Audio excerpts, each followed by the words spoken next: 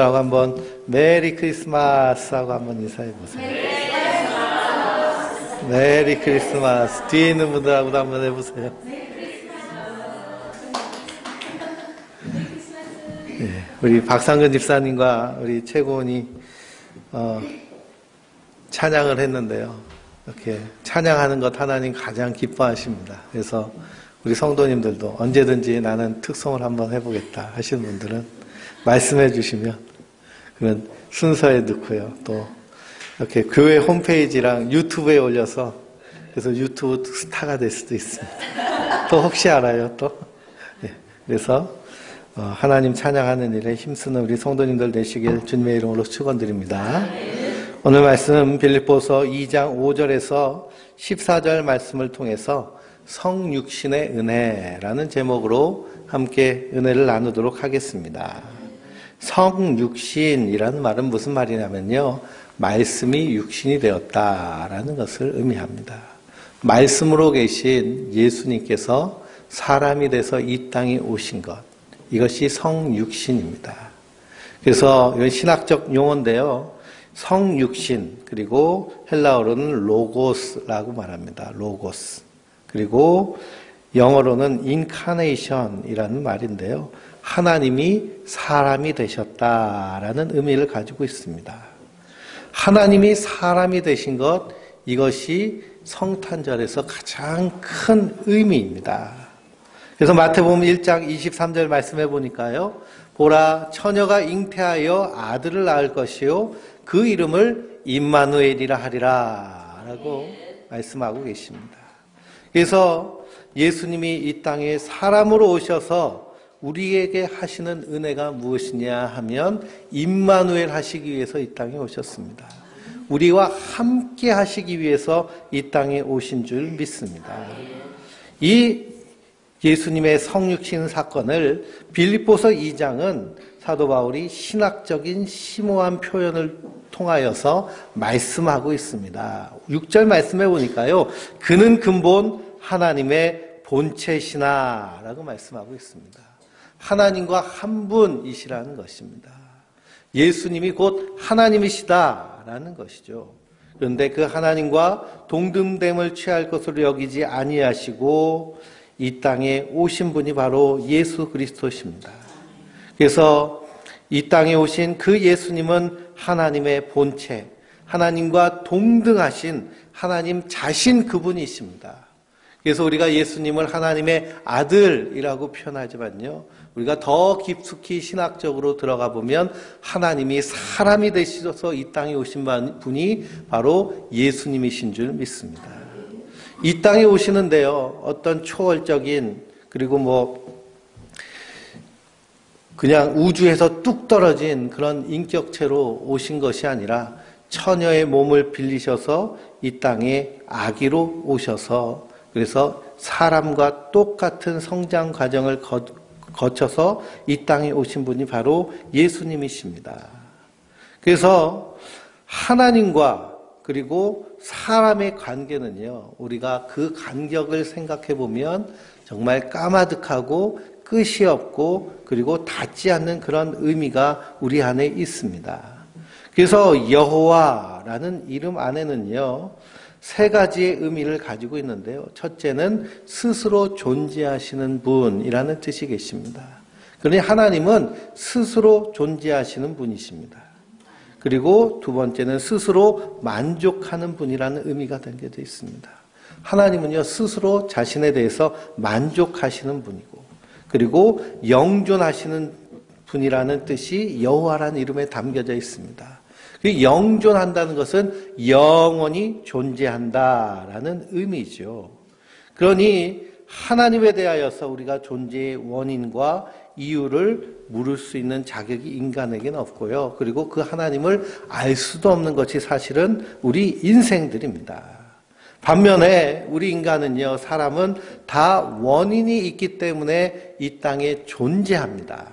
그래서 태초에 하나님께서 아담과 하와를 창조하신 이후부터 우리 인간이요, 원인에 따라서 존재하게 되었는데요. 그건 뭐냐? 우리의 아버지와 어머니가 서로 결혼하여서 자녀를 낳았기 때문에 우리가 이 땅에 존재하고 있는 것입니다.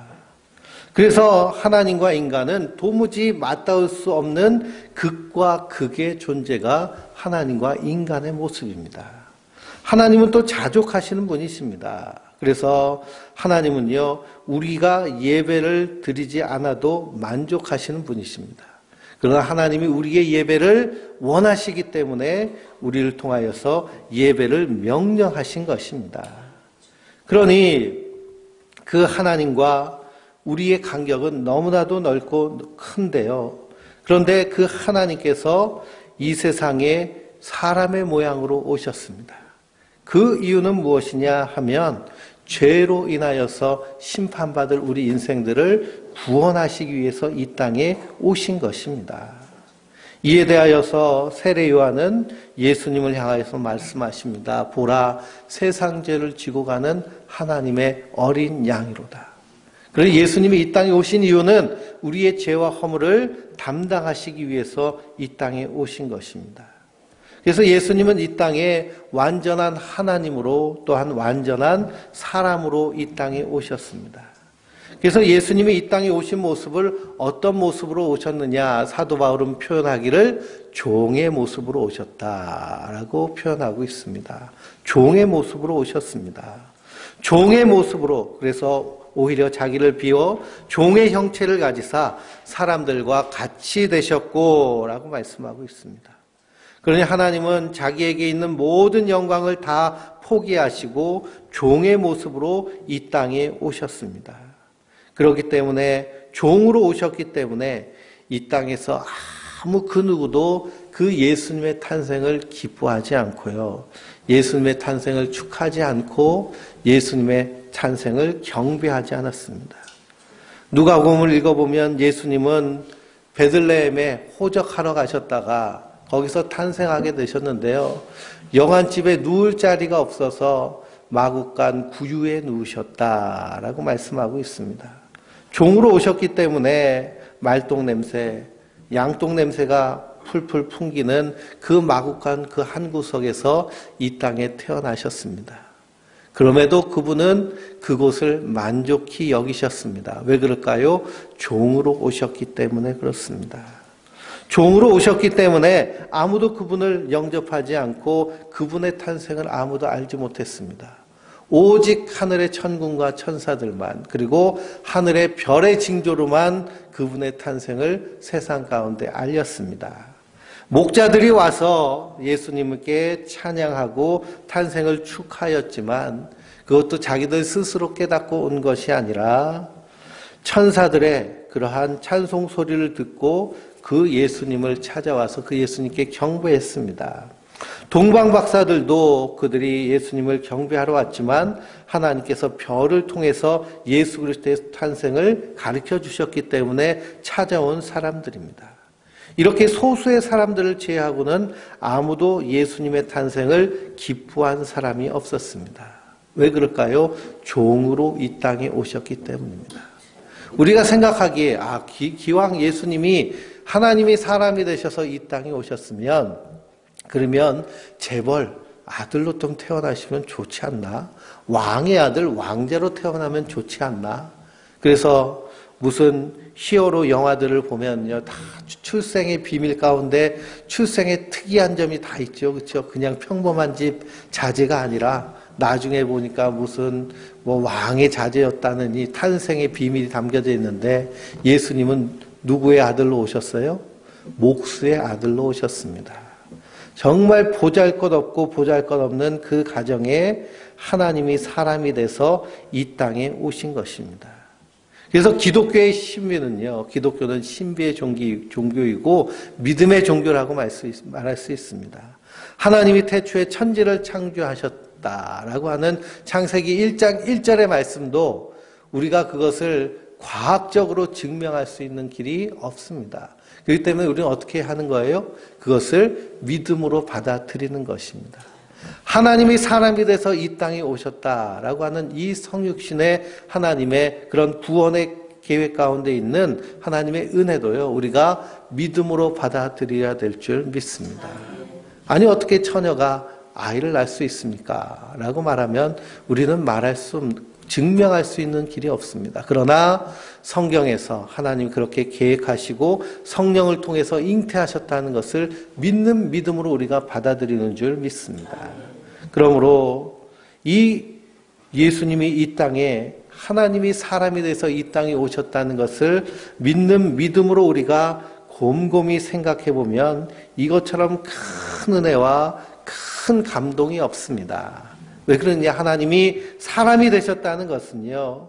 하나님이 사람이 되셨다는 것은 우리와 똑같은 마음을 가지고 계신다라는 것을 의미합니다. 그러니 하나님이 우리와 똑같은, 사람과 똑같은 감정을 지니고 계시다라고 한번 생각해 보세요. 사람이 되신 예수님을 통해서 우리가 찾을 수 있는 독특한 모습이 바로 예수님의 감정입니다. 우리도 하루에 수십 번 마음의 상태가요, 그냥 어떨 때는 고요한 잔잔한 바다 같다가도요, 그냥 폭풍이 있는 파도가 치는 그런 마음처럼 폭풍 치는 마음이 되기가 일쑤입니다. 감정이 요동치죠. 그래서 기쁜 일이 있으면 기쁘다가 슬프거나 억울하거나 화난 일이 있으면 감정이 그냥 요동칩니다. 그래서 요즘 분노 조절 장애라는 말 많이 들어보셨죠?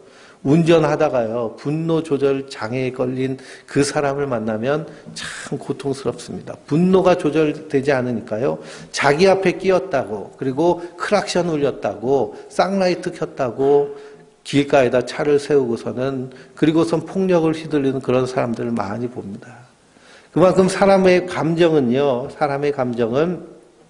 다양하고, 그리고 그 감정이 사람들에게 있어서 아주 특별한 인간의 표현적인 모습이라는 것입니다. 그런데 예수님이 이 땅에 사람으로 오셨다라는 것은 우리와 똑같은 감정을 갖고 계시다라는 것입니다. 그러니 우리는 불쌍한 사람들을 보면 마음에 어떤 마음이 생기나요? 불쌍한 마음이 생깁니다. 그 눈물을 흘리기도 하고요, 연민의 정이 흐르기도 합니다. 그러니 그런 모습을 보면서 안타까워하고 가슴 아파하는 것이 우리 사람들의 본래의 모습인데요. 예수님도 마찬가지였습니다. 목자 잃은 양과 같이 방황하는 하나님의 자녀들, 백성들을 보면서 불쌍한 마음을 계속하여서 갖고 계신 분이 바로 예수님이십니다. 긍휼히 여기는 마음, 불쌍히 여기는 마음. 죄와 허물로 말미암아서 저 하나님의 심판 앞에 서고, 그리고 영원한 심판 가운데 들어갈 것조차도 알지 못하고 세상에서 영원히 살 것처럼 그렇게 욕심부리며 사는 인생을 향하여서 예수님은 안타까워하시면서 가슴 치시면서 불쌍히 여기시는 것입니다. 그렇게 불쌍히 여기셨기 때문에 예수님께서 십자가에 달려 죽으시기까지 우리의 죄를 대신 지신 줄 믿습니다. 그런 뜨거운 사랑의 마음, 불쌍히 여기는 마음. 그래서 예수님은 예수님의 공생애를 행하시면서 통곡하고 탄식하는 모습들을 성경 통해서 발견할 수 있습니다. 눈물 흘리고 있는 예수님, 눈물 흘리고 계시는 하나님을 우리가 상상하기가 쉽지 않습니다. 그래서 우리가 구약 성경의 선지서들을 읽어보면 선지자들이 막 분노하고 탄식하고 눈물 흘리고 그리고 울분을 토하는 이런 모습이 바로 하나님의 모습이지만 선지자를 통하여서 볼 때는 그것이 우리의 마음에 와닿지 않습니다. 그러나 예수님의 모습을 볼 때, 하나님의 마음이 이런 마음이구나. 그러니 우리와 똑같은 감정을 가지고 우리처럼 슬퍼하시고 우리처럼 아파하시고 우리처럼 안타까워하시고 우리처럼 때로는 분노하시고 화내시는 그 예수님을 보면, 그러면 하나님이 우리의 마음을 아신다는 걸까요? 모르신다는 걸까요? 우리의 마음을 너무나도 잘 아신다는 것입니다. 너무나도 잘 아시는 분, 그분이 바로 우리 예수님이신 줄 믿습니다. 이것이 하나님이 사람이 되신 가장 큰 은혜 중의 은혜입니다. 그래서 내가 분노할 때요, 그 분노의 이유에 대해서 너무나도 잘 아시는 분이 바로 우리 예수님이십니다. 심리학을 공부하다 보면요, 사람이 어떤 특정 행동을 하죠. 그래서 분노 조절 장애라고 하는데 저 사람이 왜 저렇게 화를 낼까? 그냥 그 바로 앞에 있는 사건만 바라보면 저 사람이 왜 저렇게 화를 내는지 이해를 하지 못합니다.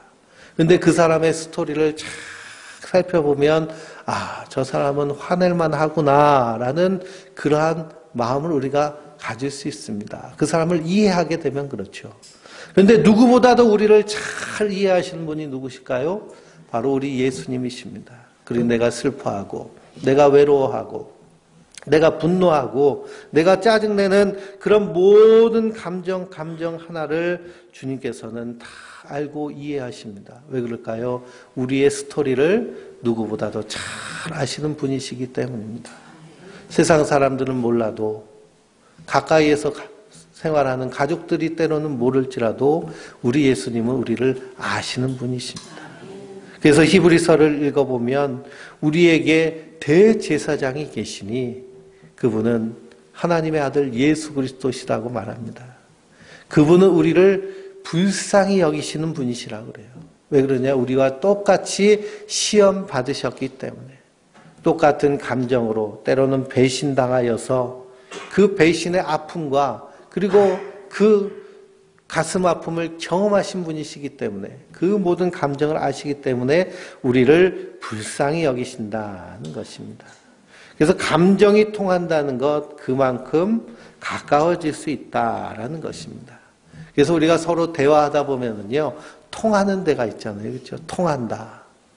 주로 무엇이 통한다는 것을 얘기할까요? 마음이 통한다는 것을 얘기합니다. 마음이 통한다는 것은요 감정이 통한다는 것을 의미합니다. 그래서 같이 사는 남편이요 때로는 남의 편이 될 때 그냥 답답함이 느껴지잖아요. 그렇죠? 그래서 무슨 뭐 다툴 일이 일어났는데 괜히 남편이 그냥 뭐 교장 선생님처럼 네가 왜 이렇게 해서 이렇게 됐냐 그러면은 아주 그냥 답답하고 화가 납니다. 근데 옆에서요 같이 감정이 통해가지고 같이 화내주고 같이 거들어주면요 그러면 힘이 되죠. 그렇죠? 힘이 됩니다. 그래서 지혜로운 여인은요 남편이 운전할 때 씩씩거리면서 운전하면 옆에서 같이 씩씩거려줘요. 그러면은 저 여자가 왜 저러지 그러면서 참아집니다. 근데 옆에서 운전을 이따위로 하니까 이렇게 되는 거 아니냐 그러면 오히려 더 화가 나더라고요. 그래서 감정이 통하는 것이 참 중요한데요. 예수님이 사람이 되셨다라는 것은 나와 감정이 통하는 하나님이시다라는 것입니다. 그러니 그분께 기도할 때 그분께서 우리를 위로하여 주십니다. 그분께 우리가 구하고 간구할 때 주님께서 우리에게 새 힘을 주십니다. 그래서 예수님 뭐라고 하시는 거예요? 너희가 무엇이든지 나에게 구하라. 그럼 내가 다 이루리라. 그러니 무엇이든지 다 구하라 라고 할 때 우리의 마음까지도 다 하나님께 기도할 때 예수님이 들으시고 이해하시고 넉넉히 이길 수 있는 새 힘을 주시는 줄 믿습니다. 두 번째로 하나님이 사람이 되셨다라는 것은요, 우리가 똑같이 시험과 고통을 당하신 하나님을 보게 됩니다. 우리가 이 땅을 살면서요, 때로는 가난할 때도 있죠. 때로는 큰 시련이 당할 때가 있습니다. 예수님은 너무나도 가난한 집에서 태어나셨습니다. 마치 흥부의 가정과 같이. 그러니 예수님 당시에 목수라는 직업은요, 그렇게 좋은 직업이 아닙니다. 그렇게 돈을 많이 벌 수 있는 직업도 아니고요. 그냥 별 볼 일 없는 직업 중에 하나가 목수라는 직업입니다. 예수님도요, 목수가 되셨어요. 그래서 청소년 때에는 아버지를 따라서 함께 목수의 일을 했습니다. 이 고대 사회에 이 가난한 집은요, 이 아이라 할지라도 일하지 않으면 밥을 굶기가 일수인 곳이 바로 가난한 집의 모습입니다. 그러니 하나님은, 우리가 하나님 생각할 때 하나님은 온 우주를 다 가지신 하나님, 이렇게 우리가 고백하고 찬양하는데요. 예수님은 어떤 예수님이셨어요? 가난한 예수님이셨어요. 가난한 예수님. 그러니 가난을 아시는 하나님이라고 생각하면 우리가 이 물질로 인하여서 어려움 당하고 쪼들리고 할 때 그 마음을 누구보다도 잘 아시는 분이 바로 예수님이시다라는 사실입니다. 그래서 예수님은 가난한 예수님, 그리고 천대와 멸시를 당하신 분이 예수님이십니다. 그러니 예수님이 복음을 전할 때요, 많은 사람들이 따라다니긴 하였지만 그러나 수많은 사람들이 또한 멸시하고 천대했습니다. 특별히 대제사장들과 바리새인들과 서기관들, 그 당시의 사회 지도자들들, 사회 주류들, 사회에 힘께나 쓰는 사람들은 다 예수님을 조롱하고 멸시하셨습니다. 그것 때문에 그 사람들의 눈치를 보는 사람들이 배신을 하기도 하고 멸시를 하기도 합니다.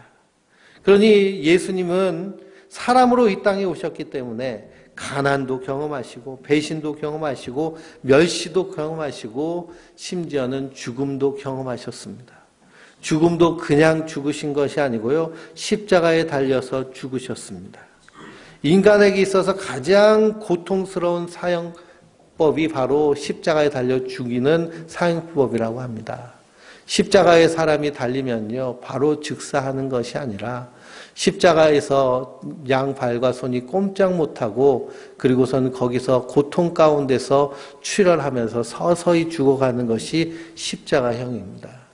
그래서 십자가 형틀이 있는 그 사형장에는 독수리와 그리고 까마귀들이 늘 대기하고 있다가요, 사람이 매달리면 꼼짝하지 못하니까 그 사람을 쪼아먹는 그런 고통이 더해지는 것이 십자가의 형벌입니다.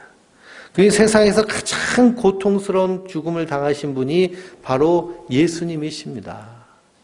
그러니 인간의 아픔, 육체의 고통도 아시는 분이요, 바로 하나님이 사람이 되신 예수님이신 줄 믿습니다. 그래서 제가 비염 수술하는데요, 수술을 받는데 별것 아닌 줄 알고 가가지고 수술 받는데 갑자기 의사가 길다란 송곳을 가지고요, 제 코에 대더니 망치로 확 치더라고요. 마취를 했는데도 그게 얼마나 아픈지요. 근데 또 특이하게 그분은 교회 열심히 다니시는 그런 신앙의 의사 선생님이에요. 그래서 수술을 하시는데 옆에다가 찬송가를 틀어놓고 하시더라고요. 찬송가는 흘러나오는데 이 코에다가 송곳을 대고 망치질을 하는데요, 참을 수 없고 견딜 수 없어가지고 그냥 고통스러운데 찬송을 들으니까 예수님의 십자가 찬송이 나오는데요, 이것도 이렇게 고통스러운데 예수님은 얼마나 아프셨을까 하는 그 생각이 들면서, 고통을 아시는 하나님, 그렇기 때문에 이 고통하는 마음도 아시고 이해하시고 받아주시는 분이 바로 예수님이시다라는 것을 생각하며 그것이 우리에게 얼마나 큰 은혜인가. 그러니 우리가 마음 아플 때, 또 몸이 아플 때도 주님께 기도하면 주님은 그것을 다 이해하고 받으시는 분이 우리 예수님이신 줄 믿습니다. 마지막으로 사람이 되신 예수님을 보면 우리 인간이 얼마나 소중한 존재인지를 깨닫게 됩니다. 하나님이 사람이 되신 거예요. 그래서 우리를 구원하시기 위해서 십자가에 달려 죽으셨습니다. 제가 복음을 말씀드리면서 늘 말씀하는 이야기 중에 하나가 무엇이냐, 우리의 값이 얼마냐는 것입니다. 사람은 자기마다 자기의 가치에 대해서 자기 자신의 기준을 두고 있는데요, 성도는 자기 가치에 대하여서 하나님의 기준을 가지고 사는 자들이 성도들인 줄 믿습니다. 그럼 하나님이 우리를 하나님의 자녀 삼으시기 위해서 어떤 값을 치르셨느냐, 하나님이 사람이 되셔서 이 땅에 오셔서 십자가에 달려 죽으시기까지 하셔서 우리를 값으로 사신 줄 믿습니다. 그래서 오늘 말씀을 읽어보면 우리를 속량하셨다라는 그런 말씀이 나옵니다. 속량이란 말은 값을 주고 사셨다라는 것입니다. 값을 주고 사셨다는 거예요. 그러니 우리를 예수님이 십자가에 달려 죽는 그 값을 주고 죄와 사망에서 건져내신 줄 믿습니다. 그러니 그 주님의 가치를 보면요, 우리의 가치는 한없이 하늘을 향하여서 올라가는 그런 놀라운 은혜가 우리에게 임한 줄 믿습니다. 그런데 세상을 보면, 사람을 보면, 현실을 보고 상황을 보고 환경을 보면 우리 인생은 가치가 점점 어떻게 돼요? 점점 추락하고 떨어집니다. 그래서 요즘 사회 현상으로 나오는 것 중에 하나가 무엇이냐 하면 노인 혐오가 나옵니다. 이 노인 혐오가 어디서부터 시작됐느냐 하면 사실 일본에서부터 시작됐습니다. 일본은요, 아주 노인 혐오가 심각한 지경에 이릅니다. 그래서 뉴스를 보면 이 노인 요양병원에서 일하는 간호사가요, 거기 있는 노인들에게 아주 소량의 독극물을 계속 주입하여서 수십 명의 노인들을 살인하는 그런 사건도 일어났습니다. 왜 이런 일이 일어나느냐? 가치가 없다고 생각하기 때문에 그렇습니다. 그리고 세상은요, 사람이 이 땅에서 돈이라는 가치에서 그 가치가 떨어지면요, 가치 없다고 생각합니다. 그러니 1등 신랑감은 어떤 신랑감이 1등 신랑감이에요? 돈 잘 버는 신랑감이 1등 신랑감이 돼버렸고, 요즘은 신부감도 어떤 신부감이 1등 신부감이 돼버렸어요? 이쁘고 돈 잘 버는 신부감이 1등이 돼버린 것입니다. 세상은요, 다 이런 돈과 물질이라는 가치에 의해서 사람의 값어치를 재고 있는데, 그런데 하나님의 가치는 어떤 가치일까요? 예수님의 피값의 가치를 가지고 세상을 바라보시는 줄 믿습니다. 아무리 가난해도, 아무리 병들고 보잘것없어도 예수 그리스도를 믿는 믿음의 성도들은 주님의 피값으로 구원받은 성도인 줄 믿습니다. 그 놀라운 은혜를 우리가 받았다라고 생각하면 그 은혜가 얼마나 큰가, 그 사랑이 얼마나 큰가, 날마다 그 사랑에 감탄하며 감사하며 감격하는 것이 바로 성도의 모습인 줄 믿습니다. 그러므로 절대로 우리가 잊어서는 안 되는 것이요, 나의 값어치는 하나님이 사람이 되셔서 이 땅에 오셔서 십자가에 달려 죽기까지 하신 가치가 나의 가치라는 것입니다. 그 세상 사람들이 우리의 가치에 대해서 따질 수 있는 이유가 형편이 있어요? 없어요? 없습니다. 그 무엇으로도 그 가치를 매길 수 없는 것이요, 우리 성도 한 사람 한 사람의 값어치인 줄 믿습니다. 그러기 위해서 하나님이 사람이 돼서 이 땅에 오신 오늘 이 성탄절이 구원받은 성도에게는 가장 큰 기쁨의 날이며 가장 큰 감사의 날이며 가장 큰 즐거움의 날인 줄 믿습니다. 그래서 이 구원의 기쁨과 즐거움 가운데서 이 성탄절에 하나님의 사랑을 풍성하게 느끼며 그 안에서 감사하며 기뻐하는 하나님의 사람들 되시길 주님의 이름으로 축원드립니다.